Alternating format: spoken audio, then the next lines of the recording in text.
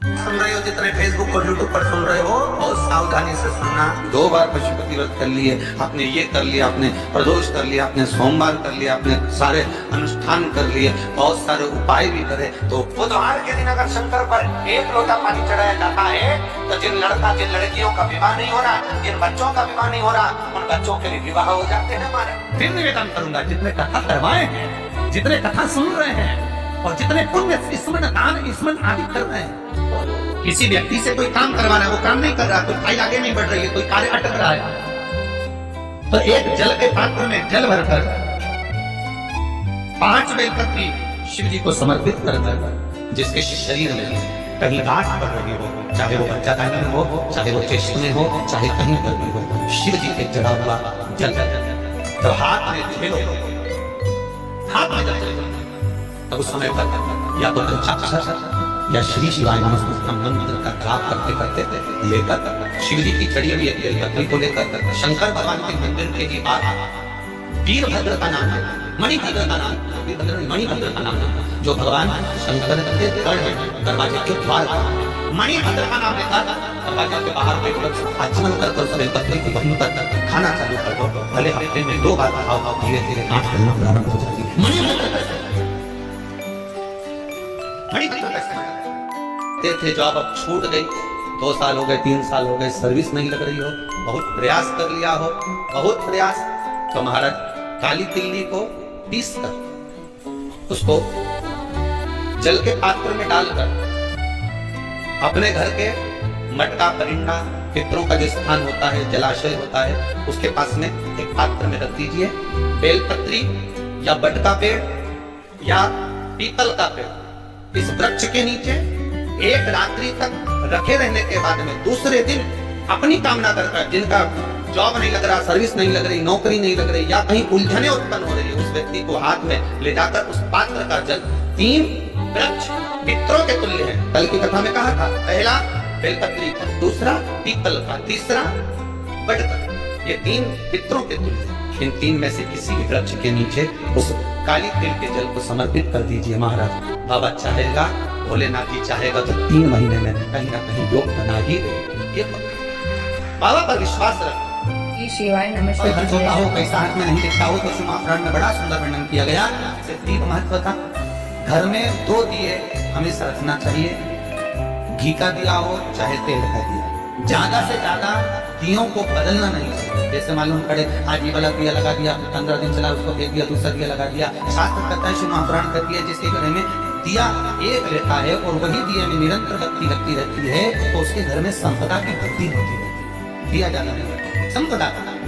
बेलपत्री के पेड़ के नीचे सोमवार के दिन किसी ब्राह्मण को यदि या ब्राह्मण के बालक को खीर का भोजन करा दिया जाए, और यदि ये भी नहीं करा सके तो सोमवार शाम के समय अगर बेलपत्र के पेड़ के नीचे घी का दिया लगाकर आए, 5 सोमवार लगाकर आइए, अपने आप लक्ष्मी में बरकत बनना चालू हो जाती है, संपदा बनना चालू हो जाती है। क्यों? रुद्राक्ष का वृक्ष भगवान शंकर के नयन अश्रु से बना है और बेलपत्री का वृक्ष माता पार्वती के नयन अश्रु से। इसलिए बेलपत्री के पेड़ के नीचे शाम को दिया लगाने से लक्ष्मी की प्राप्ति होती है। व्यापार नहीं चलता तो लक्ष्मी आती है, कहीं पैसा डूब गया तो लक्ष्मी प्राप्त होती है। हजारों लाखों गुना पुण्य बेलपत्री के पेड़ के नीचे की मिट्टी का शिवलिंग बनाकर पूजन करने से प्राप्त हो जाता है। हजारों लाखों गुना पुण्य। श्री शिवाय नमस्तुभ्यम कहा, शिवलिंग कभी खंडित नहीं होता। शंकर के शिवलिंग के अगर बारीक टुकड़े भी हो जाए, कण कण भी अलग हो जाए, तो भी वो शिवलिंग ही कहलाता है। कभी जाना कुल्लू मनाली में बिजली महादेव है, कभी मौका लगे तो बिजली महादेव का दर्शन करने जाना। आसमान में जो बिजली चमकती है वो बिजली महादेव पर गिरती है, उसका नाम बिजली महादेव है। बिजली महादेव पर गिरती है तो महादेव के शिवलिंग के टुकड़े हो जाते हैं। इतने टुकड़े होते हैं कि उसको बारीक टुकड़ों को वापस जोड़ना पड़ता है। शिवलिंग के टुकड़े हो जाते हैं। बिजली महादेव पर बिजली गिरती है, टुकड़े हो जाते हैं। जब टुकड़े हो गए तब एक परिवार में, उसके परिवार में कोई विकलांग है, वो विकलांग ऊपर जाता है, उसके घर में कोई ना कोई विकलांग जरूर होता है, वो सब दूर से माखन बनकर ऊपर जाता है, बिजली महादेव के टुकड़े इकट्ठे करता है, मक्खन से उसको जोड़ देता है, जोड़कर 1 लोटा जल समर्पित करता है। फिर हाथी के पांव से भी तोड़वाओ तो वो महादेव नहीं टूटते हैं, उसको बिजली महादेव का शिवाय नमस्ते किया जाता है। और कभी शरीर में कष्ट हो जाता है तो डायरेक्ट नली डाली जाती है से लिक्विड शिवाय नमस्तुभ्यं दर्शकों। जरूरी होता है तब नली नाक से लगाकर लिक्विड दिया जाता है जिससे इसका शरीर वापिस काम करने लगे। उसी तरह कभी कभी महादेव को जल चढ़ाते चढ़ाते अशोक सुंदरी पर जब जल चढ़ाते हैं तो समझ लेना कि कुछ न कुछ तुम्हारे लिए जरूर अच्छा होने वाला होता है, तब अशोक सुंदरी का जल का होगा।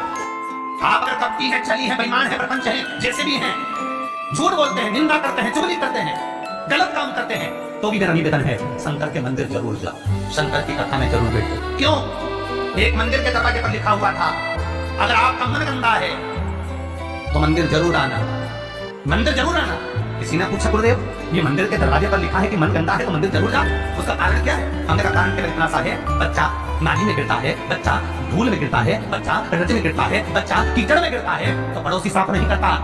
उस बच्चे को अगर गंदगी हो गई है, बच्चे गंदगी में आ गया तो उसको कोई पड़ोसी साफ नहीं करेगा, उसको कोई पड़ोसन साफ नहीं करेगी, उसको देवरानी जेठानी साफ नहीं करेगी। बच्चा अगर कीचड़ में गिरा है तो उसको उसकी माँ और बाप ही साफ करेंगे। उसी तरह मन गंदा हो गया, चित्तवृत्ति खराब हो गई तो मेरी ये बाप के पास है, मेरी ये माता के पास है और ये मेरा बाप, ये मेरी माँ तुम्हारी जीवन की गंदगी को समाप्त कर दे। दुख आया, तकलीफ आई, कष्ट आया, रोग आई, बीमारी आई, तकलीफ हुई है, कहीं मत जाना, ये मेरे माँ बाप के पास जाना, शंकर और पार्वती के पास, उमा महेश्वर के पास जाना, धुमा धुमावती के पास जाना, कमल कमला के पास जाना, तारा तारेश्वर के पास जाना और शंकर के पास जाना। जब मेरा शंभु मिलेगा तो ये सारी गंदगियां मिटा देगा, रोग समाप्त। अकाल मृत्यु हो मरे जो काम करे चंडाल का, काल उसका क्या बिगाड़े तो धक्का होगा काल का, वो देगा थप्पड़ फाड़ कर देगा। किसी व्यक्ति से कोई काम करवाना है, वो काम नहीं कर रहा, कोई फाइल आगे नहीं बढ़ रही है, कोई कार्य अटक रहा है, तो एक जल के पात्र में जल भरकर 5 बेलपत्री शिव जी को समर्पित कर कुंदकेश्वर महादेव का नाम लेकर एक सफेद पुष्प बेलपत्री के ऊपर जो शिव जी को चढ़ाई है उस पर समर्पित कर जल जो लेकर गए हो, अपनी उस कामना को कर कि मेरा ये कार्य अटक रहा है, ये कार्य नहीं हो रहा, कुंदकेश्वर महादेव का नाम लेकर धीरे धीरे जल की धार चढ़ाइए। और एक बात हमेशा याद रखना, फिर निवेदन कर रहे हैं, अच्छे से समझ लेना, शंकर जी पर जब जल चढ़ता है, शिव जी का जब अभिषेक होता है, शंकर जी पर जब जल चढ़ाया जाता है, दूध चढ़ाओ, जल चढ़ाओ, कुछ भी चढ़ाओ, पर एक बात का स्मरण अपने जीवन में होना कि इतने ऊपर से मत चढ़ाना कि जल चढ़े और छीटे आपके ऊपर। बहुत ध्यान दीजिए। ऐसे ही और उपयोगी उपायों के लिए हमारे चैनल को सब्सक्राइब करें और अगर आपको उपाय अच्छा लगा तो वीडियो को लाइक करें और कमेंट में हर हर महादेव अवश्य लिखें। श्री शिवाय नमस्तुभ्यं।